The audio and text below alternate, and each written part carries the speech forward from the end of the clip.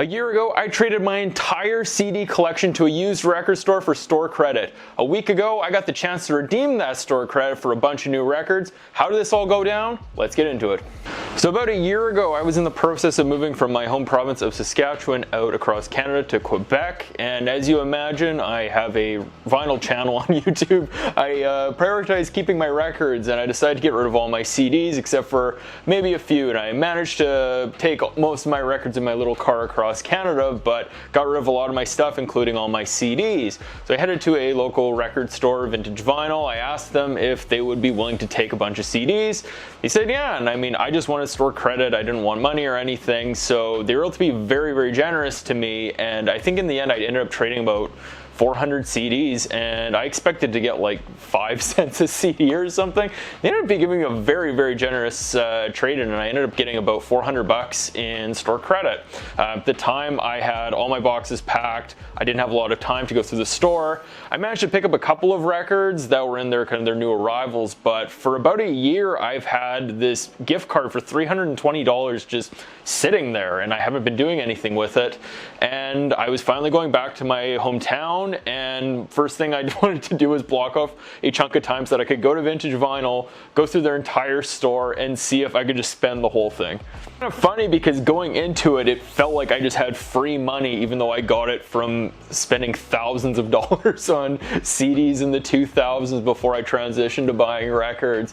But I was thinking, you know, should I get a couple of Grails, or maybe I'll find a couple records that are like $100 and I'll be able to spend a bunch of it that way, or maybe I'm not going to find anything I want and I'm just going to keep sitting on the next time I return home. Maybe that's when I'll get to use it. But I was very, very lucky. I ended up finding a ton of really cool stuff. I also found a lot of things that I was looking for that were holes in my collection, and there's a lot of stuff that I even actually had to end up putting back because there was just such an abundance of supply. They had so much great stuff when I went in, and I did actually knock off a Grail and got kind of more expensive records. The prices at Vintage Vinyl are quite fair. I may show you some and they might seem a little bit high.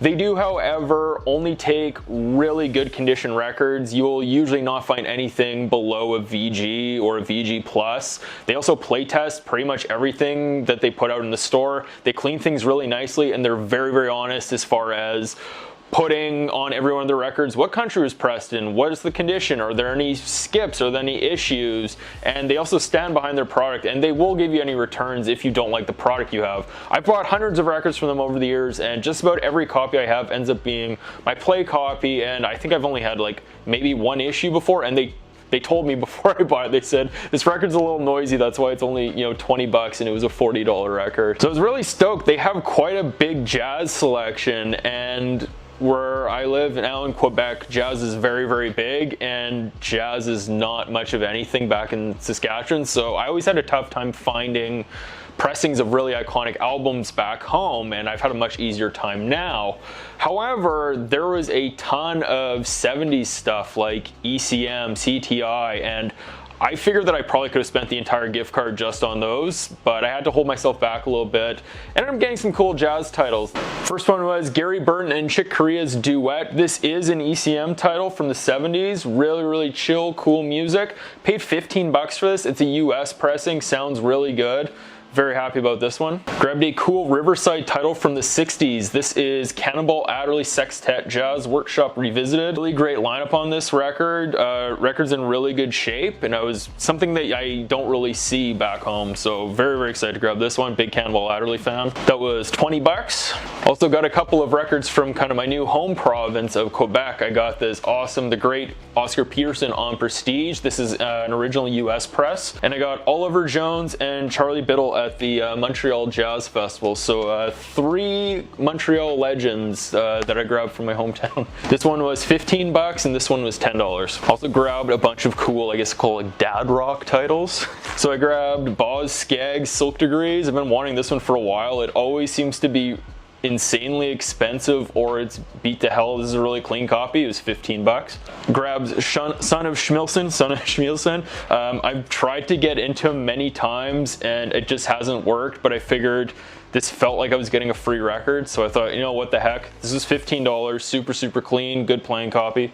And I got a couple of Neil Young records for 20 bucks each, so I got a copy of Trans, which I kind of dig. It's a little out there, but really cool. And I got this awesome copy of Tonight's the Night. It has all of the inserts with it. It's a bit warped, but it plays really well. It's getting tougher and tougher to find Neil records, especially his like kind of more famous ones, for under $30. So great grab. I love 80s music. I love new wave. I love post-punk, and I got to fill in a few holes in my collection with some of my favorite albums. Grabbed a copy of Japan's Tin Drum for 12 bucks. I just have never found this record for a good price, so had to grab this one. Got a copy of Ecstasy's Drums and Wires. This one is $25, which is more than I wanted to pay, but in this situation, why not? I mean, I've passed up on getting this before for $25 and $30, but it was free, right? So I had to go for it. Incredible album. I think one of the best kind of post-punk new wave albums ever. Such a great band, Ecstasy. Here's one that I went back and forth on for a lot of when I was shopping. I got a copy of the Talking Heads' Little Creatures. It was $25, which is a lot more than I was hoping to pay for this album. It was funny because at the end, my total was $300 and I had $20 in store credit left. I was like, it's not worth it. And this was the last album that I remember putting back. I had this stack of records like this big, and I was kind of going through them. Okay, how much is this one? Okay, this one I gotta get. This one is like, you know, maybe whatever. And then in the end, they said, yeah, you got $20 left. So I grabbed Talking Heads. I think this is the only Talking Heads album I didn't own, and I ended up going over, but they're like, yeah, whatever. They're cool, so they let me go $5 over without paying. But yeah, I grabbed this one, completed my collection. And I guess not really new wave or post-punk, but an 80s album and an awesome album. And I got Rick James' Street Songs, kind of his album that has a lot of his biggest hits on it. Love it. Such an underrated bass player and a lot of fun. Great album.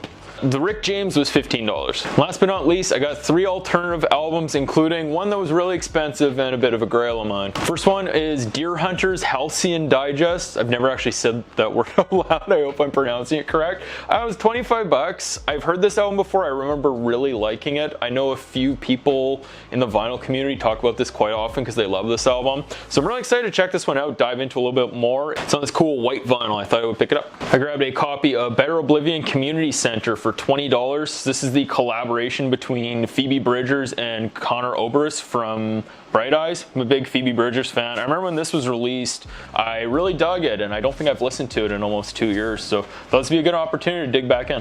And my last record that I bought, the Grail, which I got a copy of the Raconteurs Consoler of the Lonely. This is one of, if not my favorite Jack White album. I think this is such an incredible record. This is a Third Man Records exclusive pressing of it on this really interesting kind of gold vinyl. It was $70, which is a lot more than I would have wanted to pay for this album. It's only been in print a couple times. They pressed it, they did an original press when this was released in 2008, and then they repressed it a couple times in 2019. I listened to this, it sounds really good, but after reading, apparently the original pressing was done by Kevin Gray, and it's like a complete audiophile experience, so I'm gonna have to get that one next. But for the time being, I'm really happy that I was able to knock this one off my wanted list, and 70 bucks when it's free money with my $320 store credit. So yeah, all good on that front, and was really excited and snatched it as soon as I saw it. And I'm happy that I was at least able to get one kind of splurge from the whole situation. So that is my haul. How did I do? Are you thinking about getting rid of your CDs now because you can trade them for records? Should I have held on? Should I have maybe only bought a couple of records, then went back, you know, when I visited a year later or whatever, and tried to spend more then? So anyway, thank you so much for watching. Have a great day.